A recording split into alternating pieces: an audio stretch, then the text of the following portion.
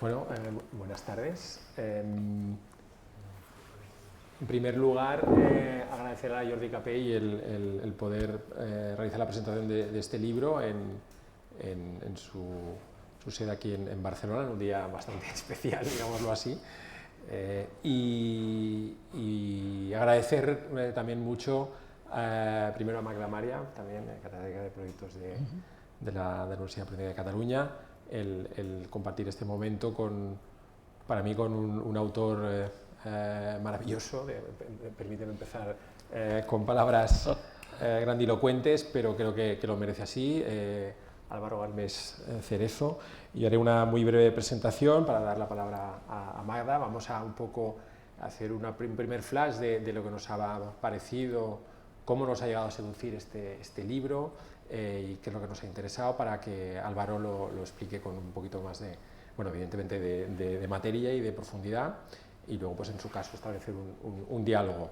Sencillamente, también quiero agradecer a Álvaro el habernos dado esta oportunidad de disfrutar este texto suyo, ¿no? Estas reflexiones es como pasar un rato contigo, y yo ya llevo algunos, no muchos presenciales.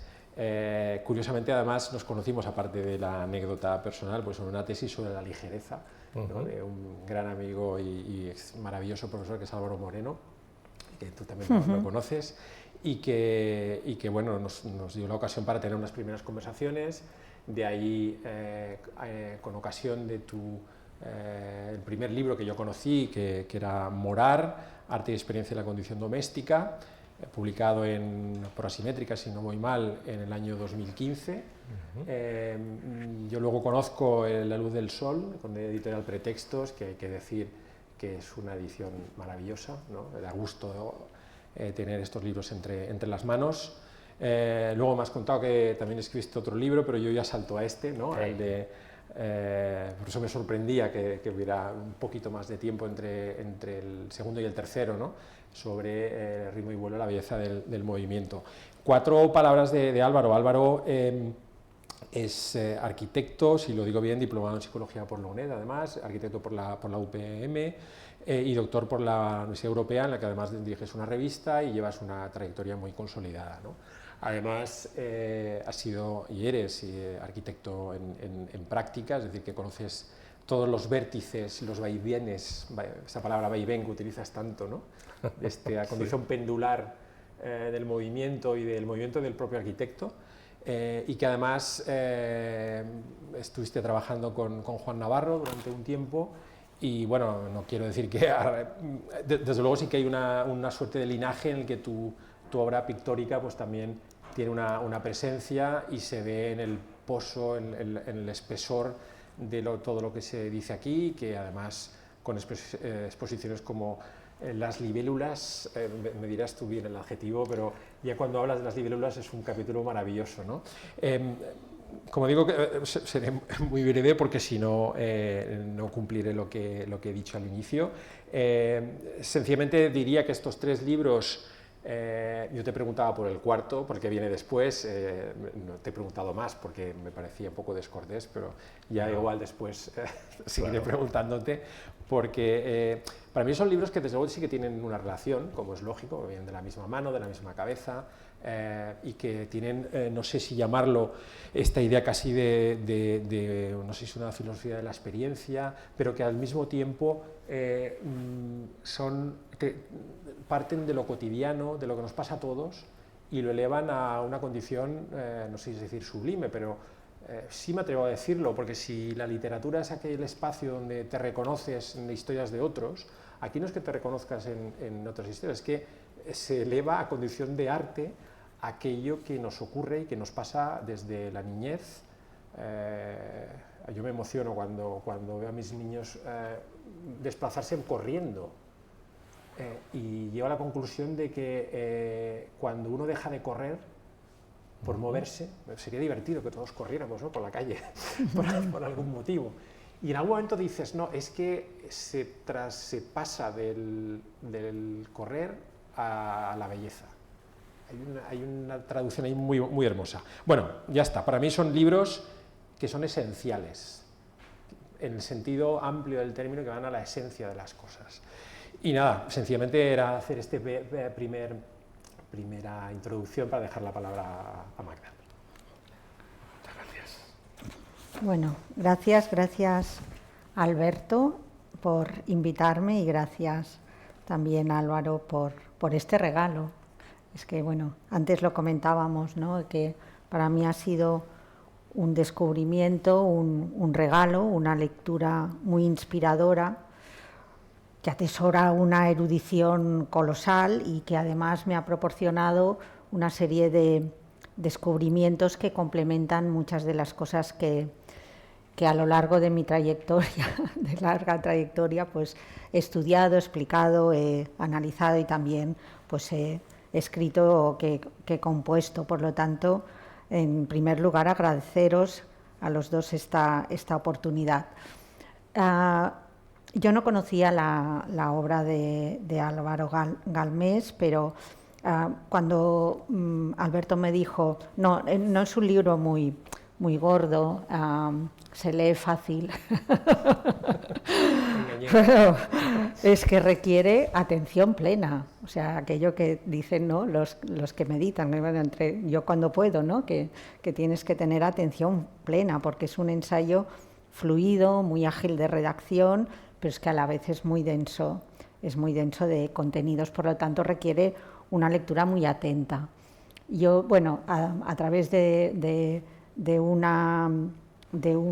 hábito que es leer un capítulo cada día por la mañana, uno solo, he podido ir pues siguiendo y paladeando, ¿no?, cada uno de estas pequeñas historias que están llenas pues de definiciones, de ideas, de relaciones, de referencias muy condensadas. Por lo tanto, sí que no sé, yo creo que no es un libro que se pueda leer de corrido, ni mucho menos, ¿no?, porque es un ensayo poliédrico, ¿no?, de muchas caras, de una complejidad notoria que además va increciendo, porque empieza con una serie de definiciones, de capas, de elementos que se van complementando y forman una especie de corporeidad en el centro de la cual pues está los dos conceptos del título, ¿no?, el ritmo y la ingravidez o lo volátil,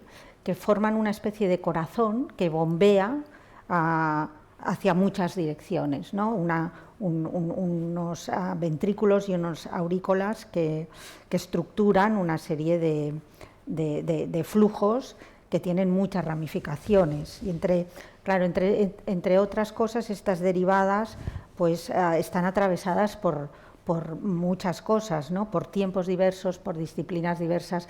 En este sentido, es un ensayo transdisciplinar y, por supuesto, transhistoricista, con lo cual aúna pues disciplinas, yo diría que no te dejas casi ninguna, ¿no?, porque está la fisiología, la filosofía, la antropología, la música, la literatura, la poesía, la psicología, la mitología, la religión, el arte, la arquitectura, la artesanía, el cine, la danza, y seguro que me dejo, todo conforma un mosaico extenso, pero que es curioso porque va encajando las piezas formando patrones, ¿no?, el concepto este de patrón conceptual, que luego va adquiriendo conformaciones distintas. Tú tienes el patrón ya definido, pero en función de los elementos este patrón se convierte o se conforma de maneras distintas.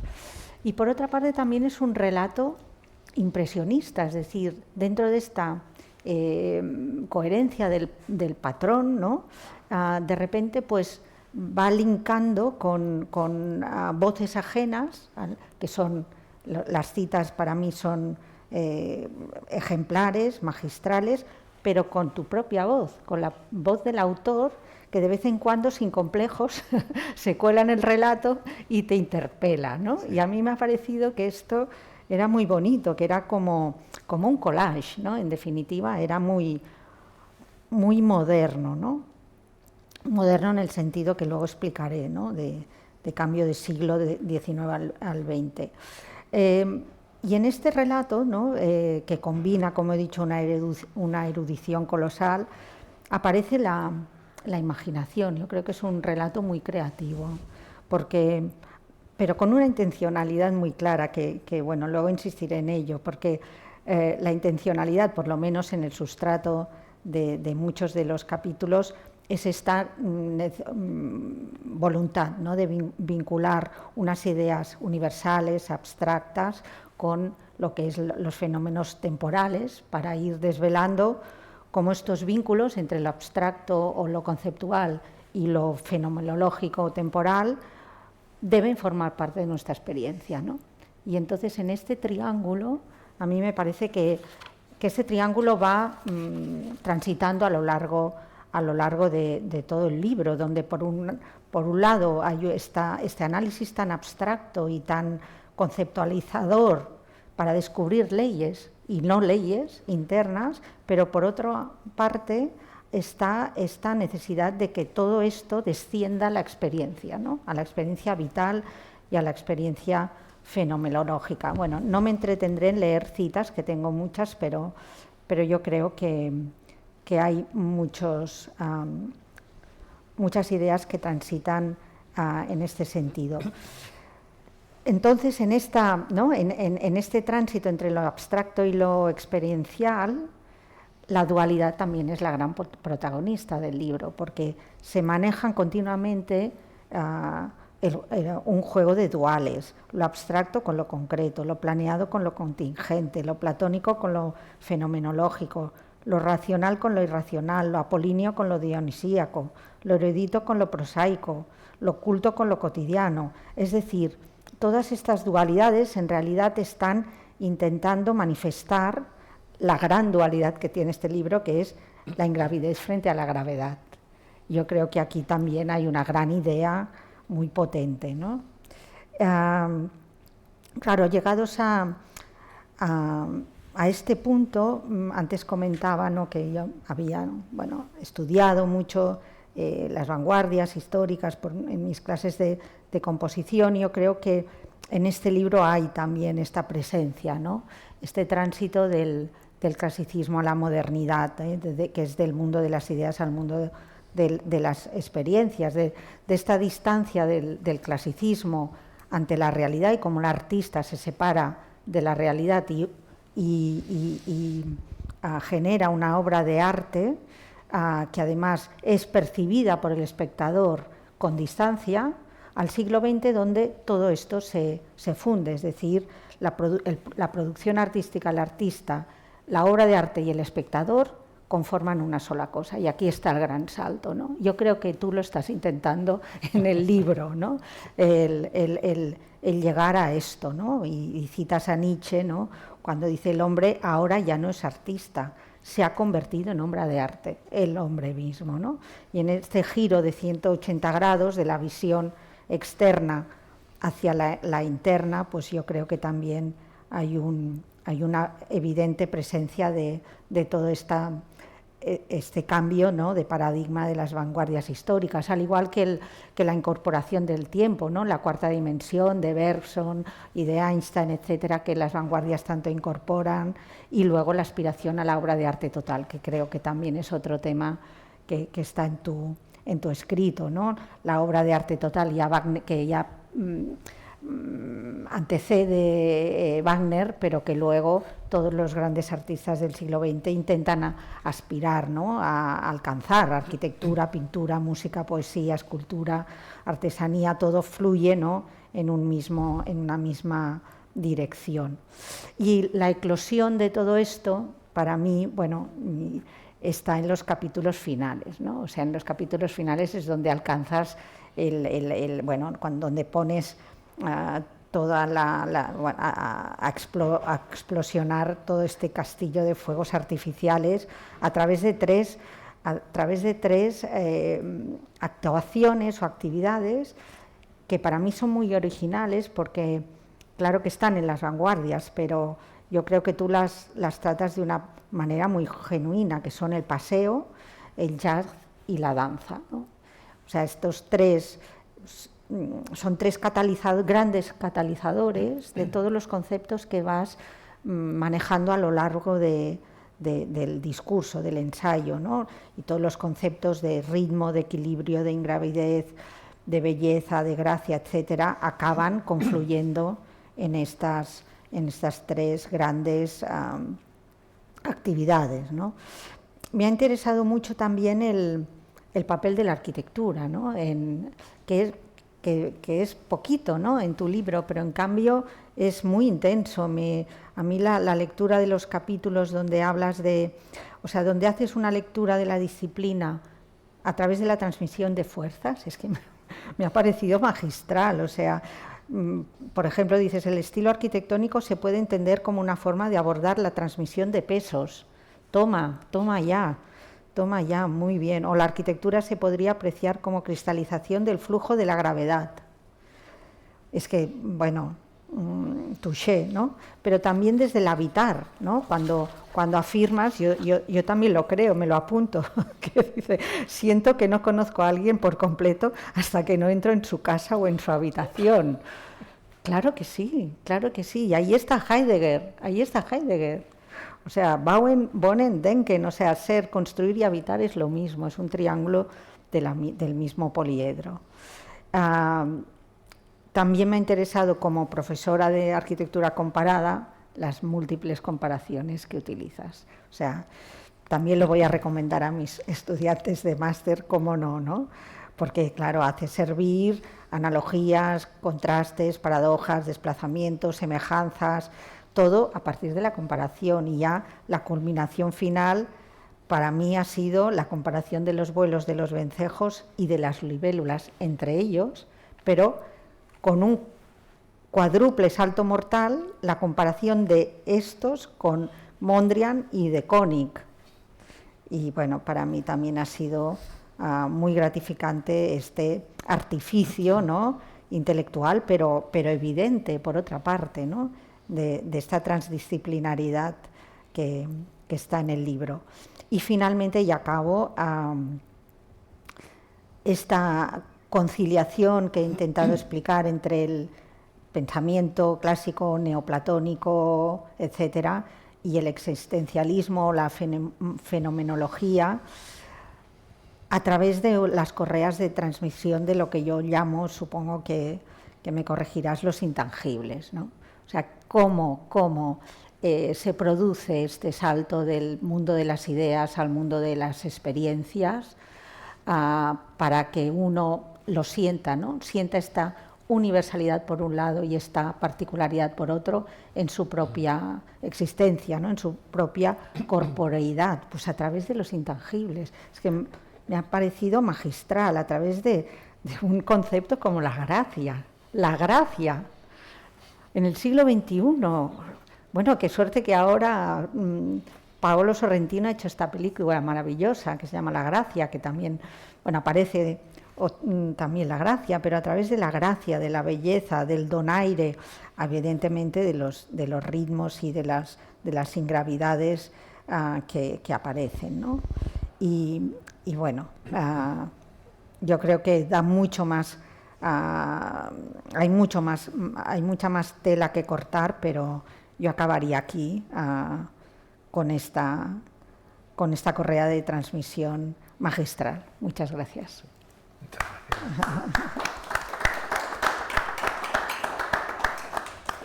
Tal vez antes de darte la palabra, ¿no?, yo haría algún apunte como complementario. Es que como algún apunte no paro. Entonces, como tú digas. Prefiero. Vale, sí. perfecto. Y así ya tú enlazas. No, aparte, claro. yo sencillamente la lectura que te ha hecho Magda me parece también maravillosa, ¿no? Y como ha ido pautando, digamos, todo lo que trasluce, todo lo que contiene este libro. Yo tal vez me podía centrar hacia cosas que no quisiera hablar del sentido, digamos, utilitario de las cosas, ¿no?, pero cómo sirve para comprender determinadas cosas que ocurren, incluso determinadas... sí, voy a llevar al terreno de la arquitectura, ¿no? Incluso me has dado, bueno, has hablado de la gracia, efectivamente. Yo he descubierto que tenemos un órgano que es la sprezzatura, ¿no? Que luego nos explicarás dónde está, que es aquel que permite identificar la gracia, ¿no? Entonces, la gracia en su sentido, efectivamente, bueno, que la defines muy bien, ¿no? O sea, no quisiera... uno siempre tiene el peligro de hablar de estas cosas que de utilizar palabras que no están en el sitio, ¿no? Pero yo recuerdo incluso tenía unas reflexiones breves, casi como preámbulo a haber casi leído tu libro, o como es un libro que, como te comentaba, me leí hace un par de meses y me lo he releído con otra lectura hace poco. Digamos, te da una distancia y a mí...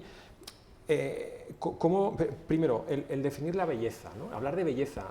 Magda hablaba de hablar de gracia es como revolucionario. Pues yo te diría que hablar de belleza y de forma, pues también. Y de cómo empiezas a despojar. El significado no es lo importante. Las palabras no son importantes, es más digamos, la secuencia, ¿no? La propia poesía. Es más importante los copos de nieve que caen. Casi me recuerdo la metáfora y no tengo apuntado el autor, pero no sé... Homero. Homero, venga, pues mira, no es cualquiera. ¿no? No es cualquiera. Es decir, y esto me retrotrae también a la práctica arquitectónica, ¿no? Es decir, cuando estamos en un mundo muy ocupado del significado. Otro recurso que das es la concepción, Magda lo ha hablado, transversal, que es una palabra tal vez no adecuada, pero integral. Aparte de que... tienes una condición de humanista, ¿no? en este sentido, cuando dices no se puede segmentar el conocimiento. Ole. En un mundo cientifista, donde si no divides el conocimiento en partes parece que no eres nadie, pues el reclamar esta condición es absolutamente arquitectónica, absolutamente, yo diría, vital. O sea, tampoco hemos de apropiarnos de cosas que son de todos, ¿no? Pero además es que hablas de cuestiones, claro, para mí el ritmo en la arquitectura, o sea, el movimiento, el ritmo, hay distintas categorías, ¿no? Y hablas de todas ellas, ¿no? Primero de cómo proyectar el movimiento, cómo aproximarse a una arquitectura, cómo descubrirla, es decir, ese transitar del paseo, ¿no? Esa clasificación tan sencilla que haces de templos, ¿no? Que es sujeto fijo, objeto fijo, paseo, ¿no? Que es objeto fijo, sujeto en movimiento, no sé si es el baile, que es, y la verbena, ¿no? Que ahí ya todo se mueve, ¿no? Es decir, el mundo y la persona, ¿no? Es decir, cómo hay estas cuatro circunstancias y no hay más, ¿no? Pero vuelvo a la arquitectura, esta idea del descubrir con el movimiento, ¿no? De proyectar el movimiento de la gente, enlazas la belleza con el misterio, la gracia con no entenderlo del todo, o sea, la ambigüedad. Es que son todos recursos de proyecto.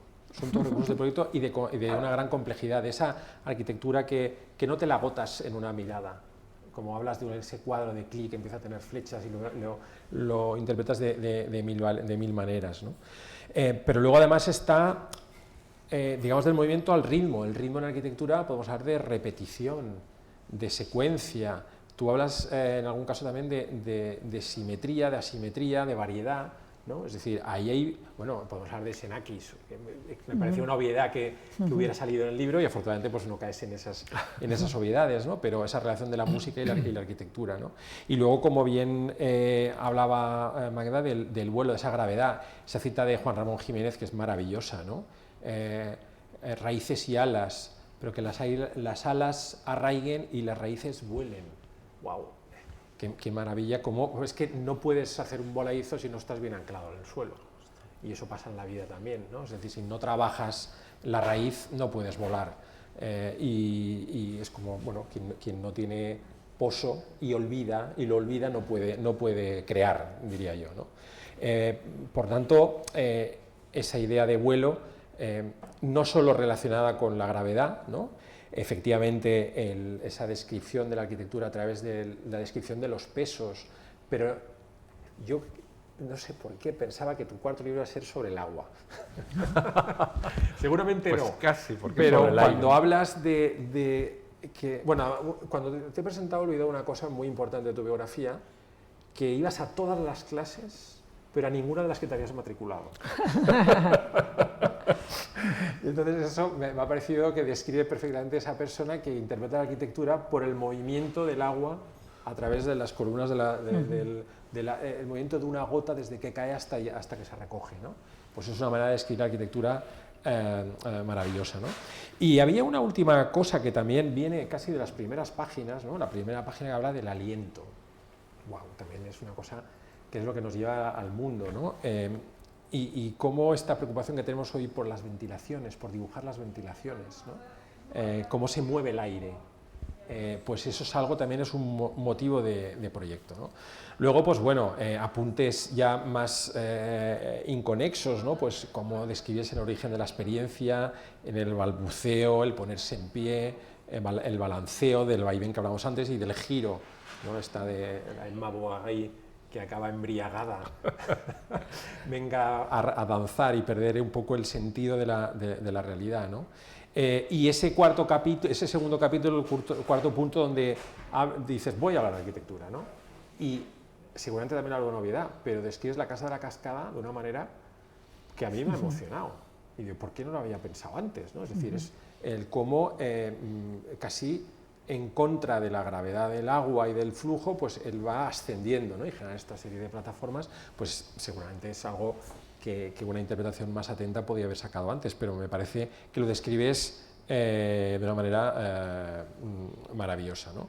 Y como digo, tampoco mucho más, ¿no? Es decir, el concepto de la gracia que me parece también maravilloso el ahondar en él, toda esta serie de ejemplos tan ricos, ¿no? Como, bueno, hoy tenemos esta cosa tan religiosa a nuestro alrededor, ¿no? Y estos dibujos de Rafael, de la Madonna y el niño, ¿no? Donde dices que con 2 centímetros el movimiento de la mano se traslada al movimiento del ojo, ¿no? Y es que solo esa lectura ya te emociona, ¿no? Y ves el dibujo de otra manera, ¿no? Y entonces das herramientas también para entender las cosas, ¿no? Pero es que luego además eres una persona, perdona que lo diga, o sea, generosa, gozosa y empática. O sea, por cómo escribes, por cómo introduces estos conceptos en todo lo que hablas, ¿no? Es decir, la empatía como la manera de sacarnos del aislamiento, ¿no? Es decir, la belleza que elimina la incertidumbre, donde se mantiene el misterio, ¿no? Ya digo, la descripción de los paseos, ¿no? Cómo nos apropiamos del mundo.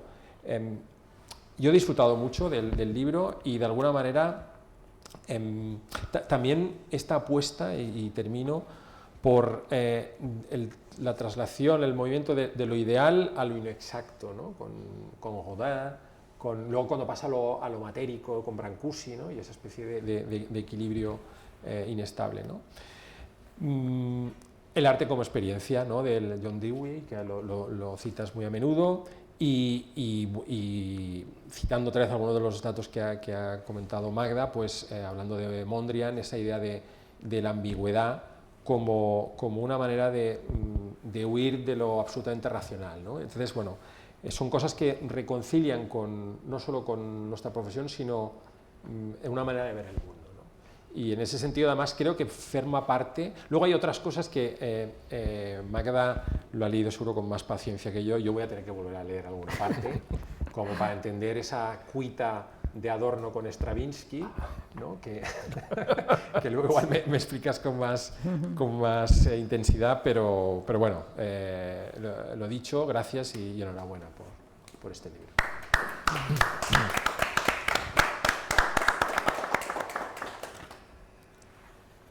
Muchísimas gracias.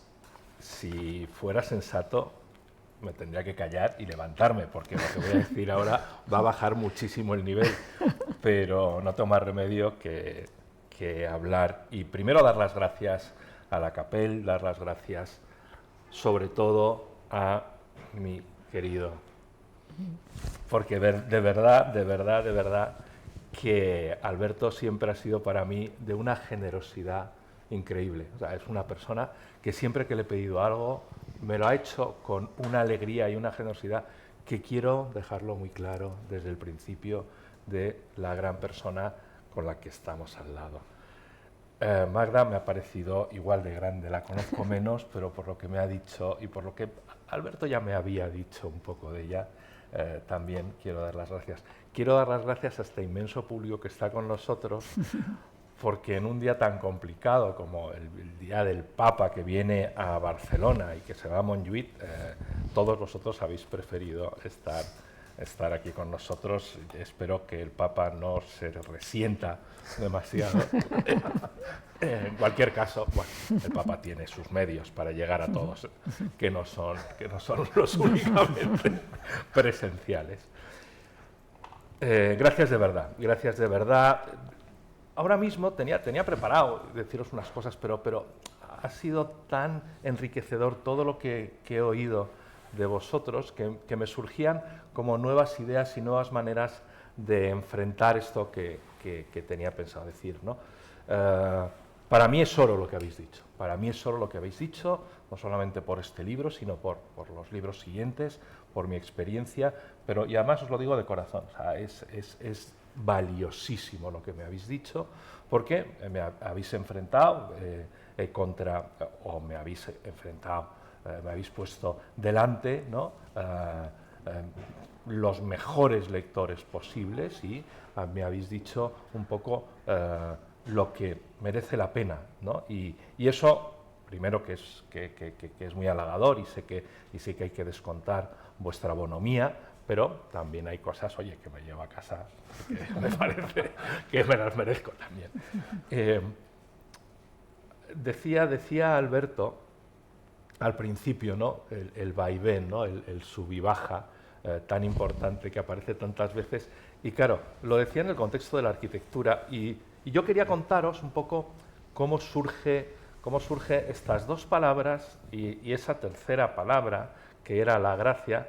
Primero, cómo me dejan publicar en el siglo XXI un libro como este. O sea, que eso ya también, desde aquí, también tengo que dar las gracias ardorosamente a Manuel Borrás, a la editorial Pretextos, por no ponerme un pero. Cuando le mando los manuscritos, no me pone ni un pero. Y yo digo, Manuel, eres un ángel, porque cualquier otra editorial empezaría a quitar, a poner, pero ¿cómo vas a hablar de belleza en el siglo XX? ¿No? Gracias a Dios, ahora como en la arquitectura como que se ha retomado un poco, ¿no?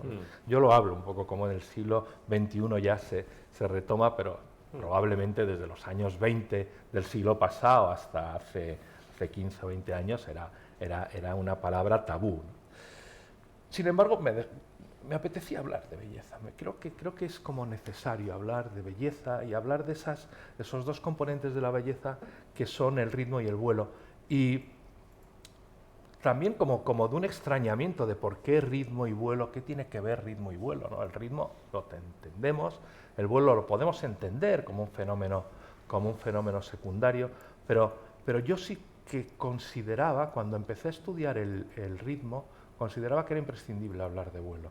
Y consecuentemente luego hablar de gracia, ¿no? Pero voy a intentar explicar casi la génesis de por qué desde el ritmo se llega al vuelo.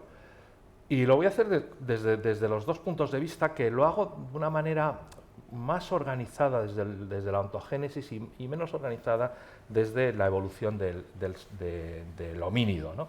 Pero cuando los homínidos bajan de los árboles, ¿no?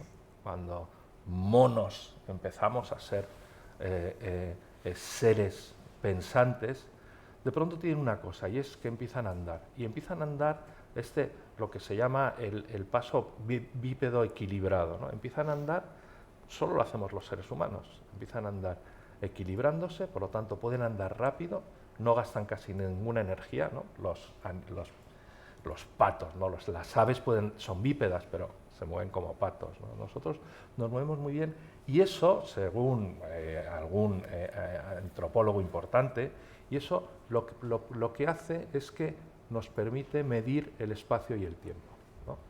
tantos pasos, tanta distancia hay a una presa, tantos pasos, tanto tiempo, la conciencia del homínido, que esto no es ni espacio ni tiempo, ¿no? Pero tantos pasos, tanta distancia, en este caso en el tiempo, hay hasta el anochecer, o lo que sea. Y el ser humano, o los primeros monos, los australopitecos, empiezan a comprender el espacio y el tiempo gracias al ritmo del paso. Y esto no me lo he inventado yo, esto está muy bien documentado, ¿no? por la antropología. Y eso es muy importante. Y para nosotros como arquitectos yo creo que es como esencial. Nos movemos en el espacio a través de nuestros pasos marcan un ritmo y ese ritmo es tanto espacio como tiempo, ¿no?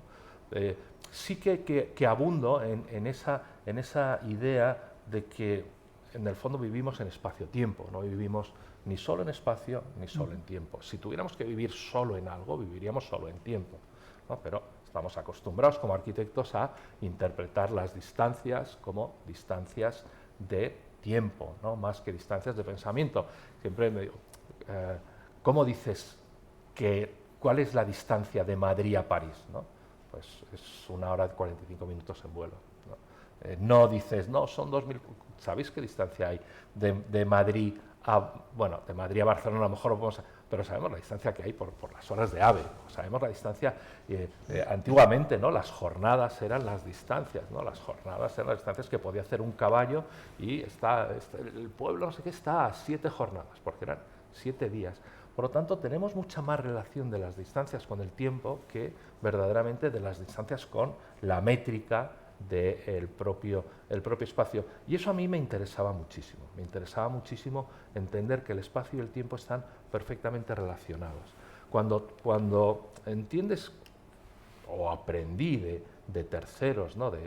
Esencialmente de arqueólogos, de antropólogos, ¿no? Que el espacio y el tiempo es prácticamente una sola cosa, empiezas a entender, a través del ritmo, empiezas a buscar cuál es el fenómeno de gratificación de uno y de otro, ¿no? Que eso es también lo que más me interesaba, es decir, el ser humano está casi como condicionado por gratificaciones que son adaptativas al medio, ¿no? Nos gratifica comer, nos gratifica copular, nos gratifica una serie de cosas, porque esa recompensa nos permite repetir la acción y por lo tanto adaptarnos mejor a los entornos gracias a esa gratificación.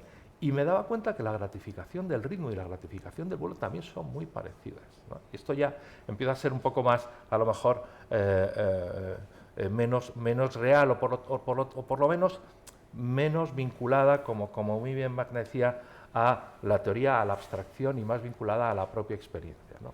Yo creo que todos tenemos experiencias de ritmo, todos tenemos experiencias de bailar, de sentirnos arrastrados por ritmos, no tiene por qué ser por el baile, pero por cualquier ritmo, y sentirnos como que no pesamos, ¿no? Como que estamos más ligeros, como que no nos cansamos, como que el tiempo no pasa, ¿no? Y ese el tiempo no pasa, es el cuerpo no se cansa.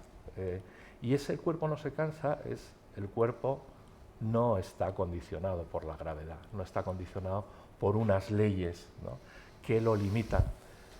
Y ahí es cuando esa unión de estos dos conceptos o de esas dos experiencias, porque me interesa más hablar de experiencias que de conceptos, cuando esas dos experiencias empiezan a tener un orden en la historia del pensamiento, ¿no? Ya no con los homínidos, pero sí con el pensamiento. La palabra ritmo es una palabra que solo existe en Occidente. En Oriente tienen otras palabras mucho más ricas, por otra parte, también hay que reconocerlo, pero hablan más de fluir. Pero el ritmo como esta marca continua es una palabra que han importado sin ningún problema los orientales. Y entender que el ritmo efectivamente aparece como casi todo, ¿no? Aparece en Grecia, en la Grecia arcaica, y que aparece de una manera muy distinta a cómo la entendemos en la actualidad, también es importante para contextualizar y sobre todo es muy importante para nosotros como arquitectos entender que el ritmo no tenía nada que ver con la experiencia del tiempo. La primera vez que aparece el ritmo aparece en un poema de Arquíloco, y entonces Arquíloco era un poeta de la lírica griega arcaica. Y ese poeta que esencialmente era un soldado que en sus ratos libres escribía poesía. Y es que quería leer un poema, pero ahora no encuentro las gafas. Aquí está. En sus ratos libres escribía poesía y tiene un texto que me apetece leer, pero claro, cuando Alberto ha dicho lo de la arquitectura y el vaivén, en vez de pensar que es un soldado, podemos pensar que es un arquitecto y veréis cómo tiene el mismo sentido o más su texto. Dice el poeta: aliento mío, aliento tan sin sosiego arriba, aguanta al enemigo, el pecho enséñale, plantándole bien cerca en la... Es que no leo bien con estas gafas, pero bueno. Plantándole bien cerca en la emboscada odiosa, y si vences, no vayas gloriándote ante todos, ni a casa a llorar cuando te venzan. Saluda la alegría y la pena por males, no demasiado. Entiende que es un ritmo el vivir. Esto es la primera vez que aparece la palabra ritmo en Occidente, la primera vez que aparece la palabra ritmo, ¿no? Y es en un contexto en el que un soldado, podría ser perfectamente un arquitecto, se le está pidiendo que cuando le van bien las cosas no exagere y cuando le van mal las cosas tampoco exagere, ¿no? Que mantenga su estado de ánimo en unos límites muy claros. Por lo tanto, el ritmo al principio se usaba más como límites de la experiencia que como pulsos pautados del tiempo.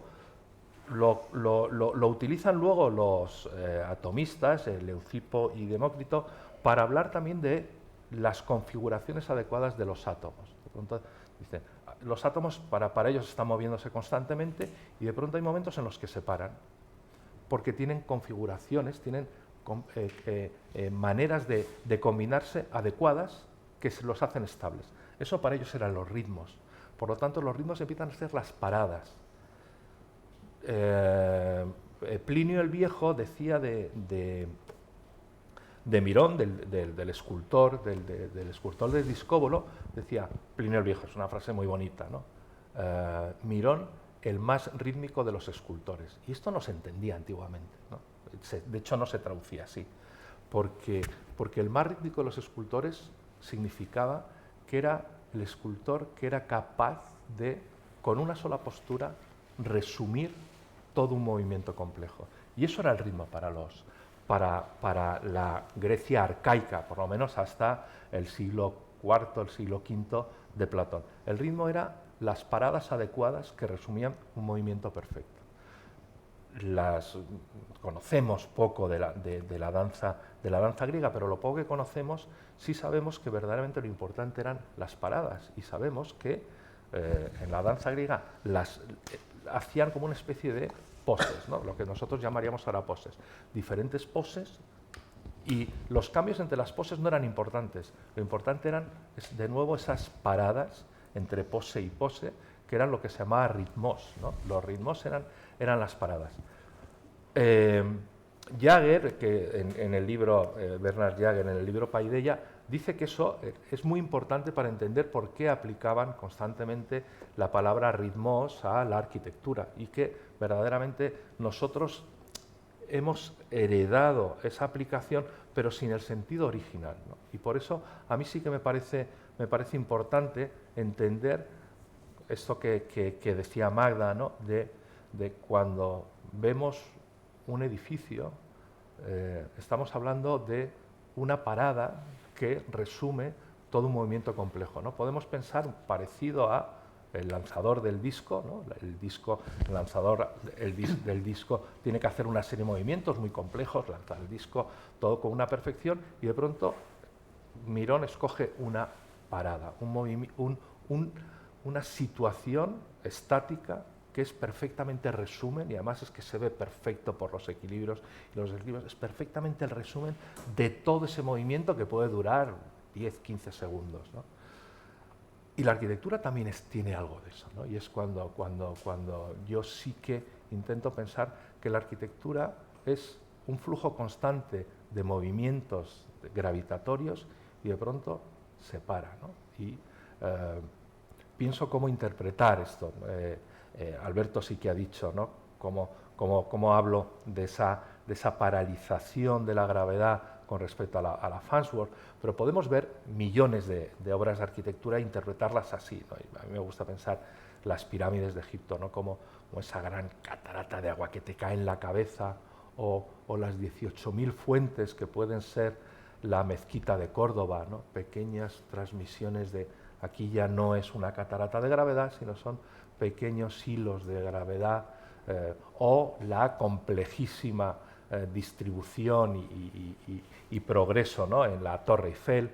Podemos ver la arquitectura como una estabilización de la gravedad. Esto es interesante para mí porque me ayuda a vincular constantemente el ritmo y el vuelo. Si la gravedad es una oposición a las fuerzas del ser humano que tiene esa necesidad del vuelo, ¿no?, la estabilidad de la gravedad será un primer acercamiento al vuelo, que yo creo que toda arquitectura tiene planteado ese acercamiento al vuelo, ¿no? Me paro porque quiero hablar ahora de la ontogénesis para luego recoger las dos, ¿no? El recién nacido, ¿no? Antes Alberto también, ¿no?, decía los niños corriendo. El recién nacido lo primero que hace es balbucear, que es marcar ritmos, ¿no? Marca un ritmo en la realidad, marca un ritmo en el mundo. Y ese ritmo, además, él solo sabe que ha hecho un esfuerzo y ese esfuerzo llega al mundo y le vuelve por otro sentido, ¿no? Y eso debe ser fascinante. Pero es que ese niño ha estado antes constantemente mecido por sus padres, mecido de muchas maneras, ¿no? Los niños necesitan mecerse para tranquilizarse, para entender que el tiempo es continuo. Ya una vez muy mecidos estamos intentando ponernos de pie. De nuevo una complejidad postural, de posturas, de músculos, de órganos que tienen que trabajar coordinadamente. Nos ponemos en pie y justo cuando nos ponemos en pie ya no nos vale, ¿no?, y queremos saltar. Y estamos saltando constantemente, de nuevo intentando salir de la gravedad, ¿no?, de nuevo intentando de alguna manera volar. Nos cansamos de saltar, nos metemos en un columpio, nos cansamos de meternos en un columpio y empezamos a girar, a bailar, ¿no? Porque el giro es la mayor manifestación, no, la mayor sorpresa de gravedad, y probablemente todos vosotros tengáis alguna experiencia de la primera vez que tiras una peonza, la primera vez que ves a un chino con un platillo de esto, que lo pone así y el platillo está en el aire volando, o la primera vez que coges un balón, ¿no?, y un mayor de tu colegio hace así y lo pone en un dedo y el balón está absolutamente flotando en el aire. Necesitamos eso, ¿no?, y nos ponemos a bailar. Madame Bovary se pone a bailar con su amante, el pobre Monsieur Bovary no valía para esto. Los derviches giróvagos, ¿no?, también se ponen a girar, porque esa manera de girar es una manera de superar la gravedad, ¿no? Y hay una frase muy bonita de Víctor Hugo que dice que el ser humano tiene un órgano de la verticalidad dentro de él, ¿no? Dice, es el único animal en el mundo que tiene el órgano de la verticalidad. Y yo creo que el órgano de la verticalidad, que no sé si lo he explicado bien, pero que tiene mucho que ver con el ritmo, es el de querer deshacernos de la gravedad, ¿no?, de querer esa ligereza, de querer poder estar en el mundo sin, al final, cansarnos, ¿no?, y sin que el tiempo nos envejezca. Y eso es un poco de lo que va todo el libro. Todo el libro está pensando constantemente en cómo salir del cansancio, cómo salir del envejecimiento, ¿no?, cómo mantener un poco, en el fondo, el entusiasmo por la vida, y para eso utilizo todos estos conceptos. Ya acabamos. Un poco. Perdona, solo estaba a punto de hacerte un apunte, porque cuando hablas del giro, hay algo que es muy bonito, porque Mambo María acaba enajenada, ¿no? Es decir, hay una desconexión a través de desconectar con la gravedad de la conciencia de los problemas reales, ¿no? Y de una especie de olvidarse de lo matérico y de los significados para ir no sé, a la forma, ¿no? Y me gusta como recurso para desprenderte de los problemas, que es lo que acabas de hilar. Justo. Además, utilizo un texto de Verlaine, ¿no? que dice, la bailarina cuando gira se desprende, ¿no? Se centrifuga sus problemas, ¿no? Se quedan como... que es muy bonito esa imagen de la bailarina girando y centrifugando todos sus problemas y todas sus angustias, ¿no?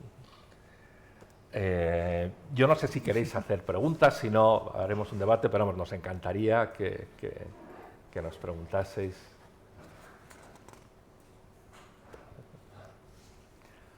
Como nosotros estamos en desventaja y no hemos llegado Claro.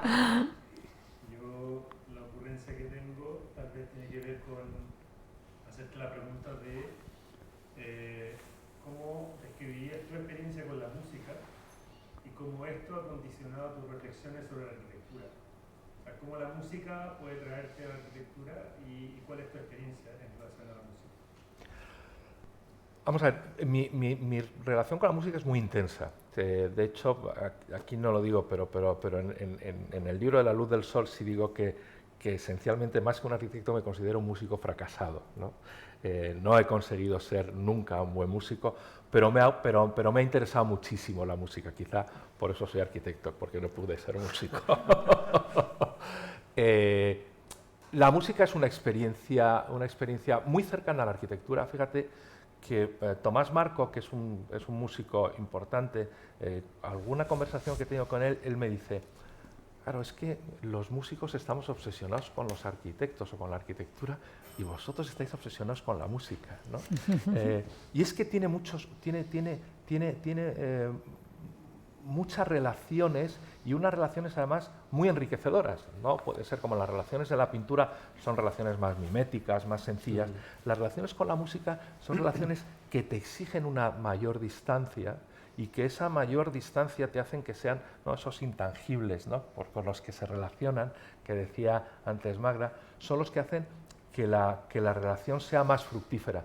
Yo lo veo muy claramente. El ritmo, aquí constantemente estoy hablando de música. De hecho, para hablar de música para hablar del ritmo en la música, utilizo a Paul Klee, utilizo la pintura. Para hablar de arquitectura, utilizo el jazz, ¿no?, que también, para hablar de todas estas cosas, estoy intentando siempre utilizar recursos musicales para hablar de arquitectura y recursos arquitectónicos para hablar de la música, porque me parece que se ilustran mutuamente muy bien, y sobre todo que esclarecen experiencias que, si solo utilizamos el concepto arquitectónico, el concepto musical, quizá se empobrecen o no resplandecen todo lo que podrían resplandecer.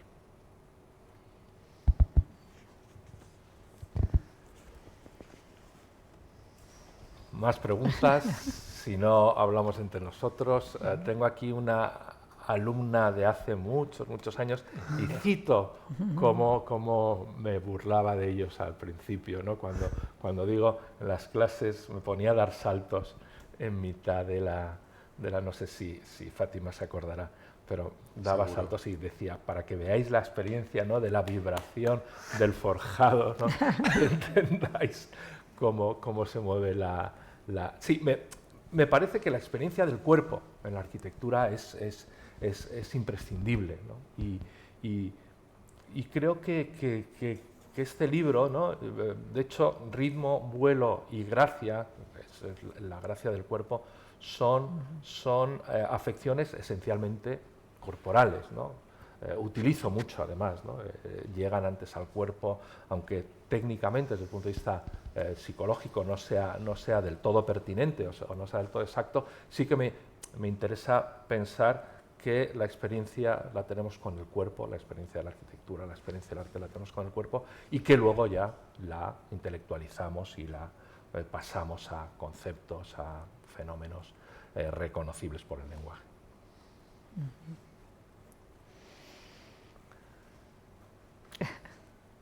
Yo creo que ya llevamos 50 y pico, casi 60 minutos. Yo quiero de nuevo dar las gracias a la CAPEL, dar las gracias a Magda María, de verdad que me has ofrecido oro, y a Alberto Peñín, que es para mí también un referente arquitectónico, un referente como profesor y un referente como amigo. O sea que muchas gracias a todos los que estáis aquí en un día tan malo, y cerramos con esto. Y a bailar. A bailar, exacto. Bueno. Muy bien. Oye, pues muchísimas gracias, de verdad que... Sí. De verdad que solo... A ti.